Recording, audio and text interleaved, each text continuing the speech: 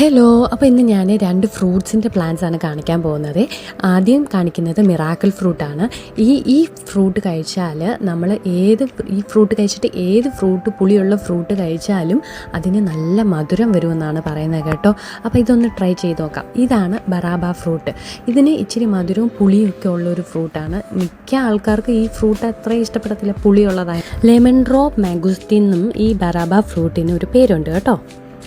Vitamin സിയും anti ഓക്സിഡൻറ്റും ഒക്കെ അടങ്ങിയിട്ടുള്ളൊരു ഫ്രൂട്ടാണിത്. അതുകൊണ്ട് തന്നെ പ്രതിരോധ ശക്തിക്കും അതുപോലൊക്കെ ദഹനത്തിനും ഒക്കെ ഇത് നല്ലതാണ് കേട്ടോ. പിന്നെ അതുപോലെ തന്നെ മിറാക്കിൾ ഫ്രൂട്ടിനും ആൻറ്റി ഓക്സിഡൻറ്റും വൈറ്റമിൻ സി, ഇ, കെ ഇതൊക്കെ അടങ്ങിയിട്ടുണ്ട്. ഞാൻ ആദ്യം ഡിഫറൻസ് നമുക്കൊന്ന് മനസ്സിലാകാൻ വേണ്ടിയിട്ട് ഞാൻ ആദ്യം ഒരു ബറാബ ഫ്രൂട്ട് കഴിച്ചു. അതിന് ഇച്ചിരി പുളിപ്പും മധുരവും ഒക്കെ ഉണ്ടായിരുന്നു കേട്ടോ. പിന്നെയാണെങ്കിൽ ഞാൻ മിറാക്കിൾ ഫ്രൂട്ട് കഴിച്ചിട്ട് ഞാൻ ബറാബ ഫ്രൂട്ട് കഴിച്ചു. മിറാക്കിൾ ഫ്രൂട്ടിനാണെങ്കിൽ വലിയ ടേസ്റ്റ് ഒന്നും ഇല്ലായിരുന്നു കേട്ടോ. ഒരു മിറാക്കിൾ ഫ്രൂട്ട് കഴിച്ച് അരമണിക്കൂറൊക്കെ കഴിഞ്ഞിട്ട് ഞാൻ ബറാബ ഫ്രൂട്ട് കഴിച്ചു.